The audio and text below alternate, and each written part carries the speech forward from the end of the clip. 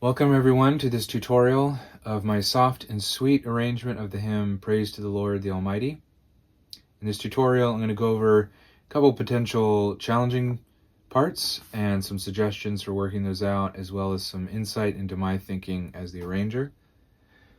If you just saw this first page here in this tutorial or on the product page, you might think that it's a very difficult arrangement just because there are so many 16th notes. But while it does have some challenges, it's not as difficult as it looks. At least I don't think so. The tempo is not very fast, and I think the movements and the way that it sits in the hand is more intuitive, at least once the melody comes in. So my thinking behind this was, and I do this often, was to take what is normally a very triumphal and upbeat praise hymn, one that you might sing at the top of your lungs with loud accompaniment, and repackage it in a way that sheds new light on the message of the hymn. And with this one, I aimed for something that was sweet and something that was kind of sparkly and reflective, and it led me to this opening figure.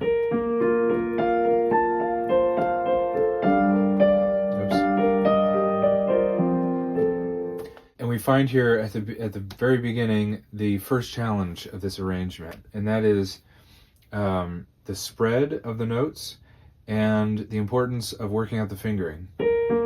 So I put fingering in here, and you'll see that right there in the sheet music.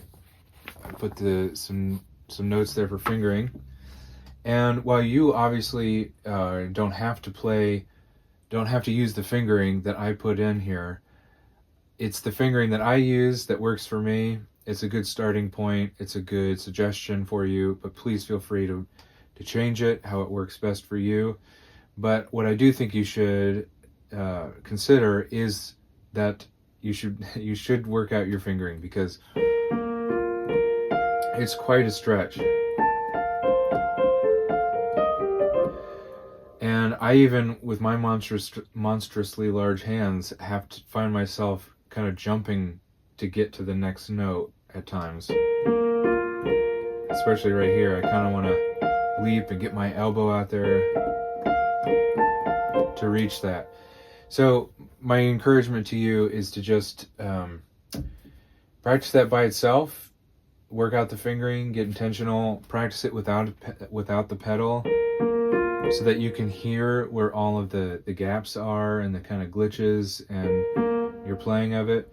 I play it smoothly now because I've practiced it quite a bit, but you don't want the pedal to be a crutch, so you want to be able to get to the point where you can play that smoothly.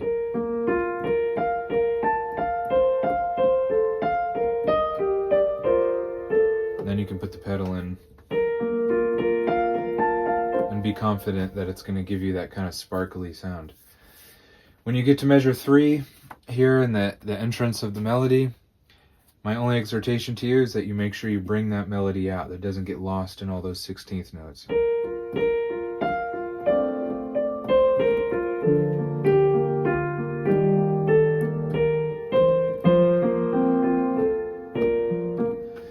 And if you need a suggestion on how to practice that, if you're struggling with it, I slow it down, take the right hand by itself, and then I'll add the left hand in later, but I'll exaggerate it. I'll lift that, whatever finger's playing the melody note, I'll lift it up high and bring it down hard.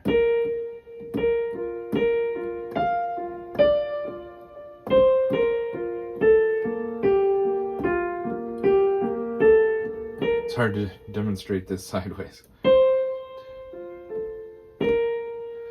And then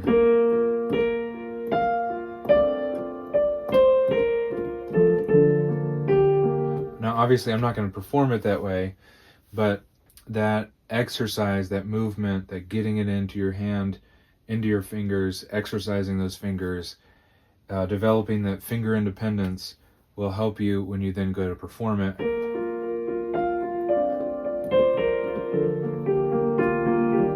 You'll even have the independence to bring out different notes in the melody differently.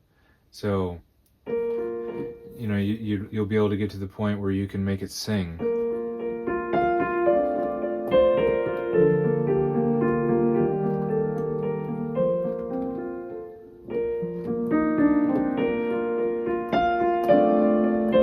You can do whatever you want with it. Anyway, okay, moving on. The other thing, really the only other thing that I want to address is because once you kind of commit yourself to working out the fingering and being intentional about that, then all of the other challenging spots will work themselves out. You'll have the tools to figure that out and not have any trouble with it.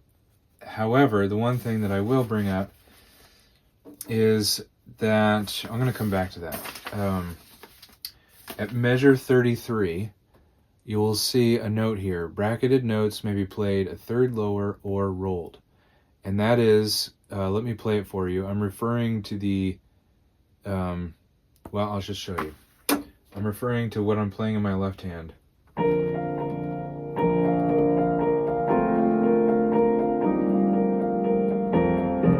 Right here. I'm struggling because I'm doing this sideways. Normally, that's a 10th.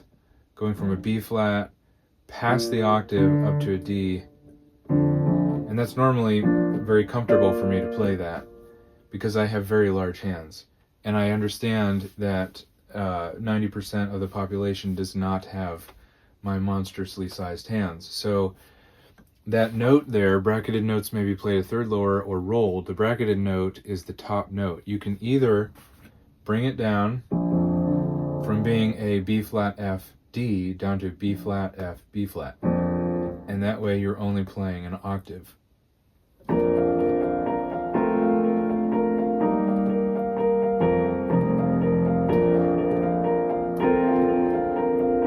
And it still sounds great. Sounds fantastic. And so if that's something that would make it easier for you, then please do that. Another option, as I wrote here, or rolled, you can roll it like that.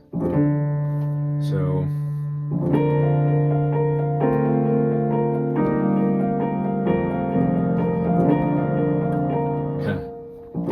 oops.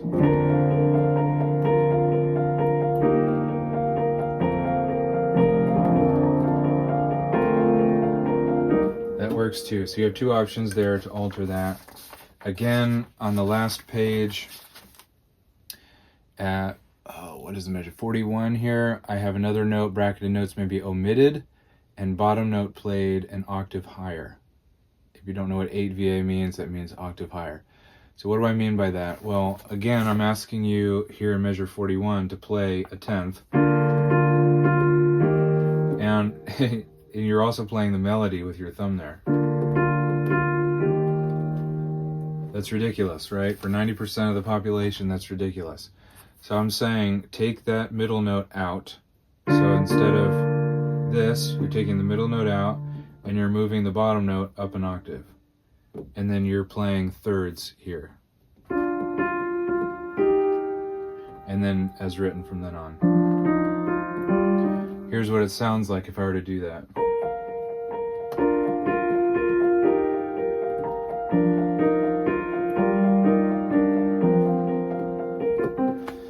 So that's another option. Now, you're probably asking, why, Zach, if there are alternatives that work just fine, did you even write it this way to begin with? Well, the reason is that interval is just very, especially played down low in your left hand, is a very full and a very warm sound. And so I think if you can reach it, it's optimal. It's really beautiful, and especially at that full kind of climactic point, that's the sound that I wanted to play when I recorded it, and that I thought was the best sound, the best option there. And then same goes for this spot. But again, I realized that there's a physical limitation for many people, and the physical limitation should not in any way keep you from performing this piece. And so there are options there to make it easier for you, and you should definitely take them. It by no means ruins the arrangement to alter those. It, you know, I think even if you were to do an A-B comparison for 90% of the population, they wouldn't even notice a difference. So, you know, it's just one of those picky things that, for me as the arranger, I like to do, and so I try to make provisions there for those who don't have monstrously sized hands. So I hope that's helpful. Thank you for watching, and I will see you in the next tutorial.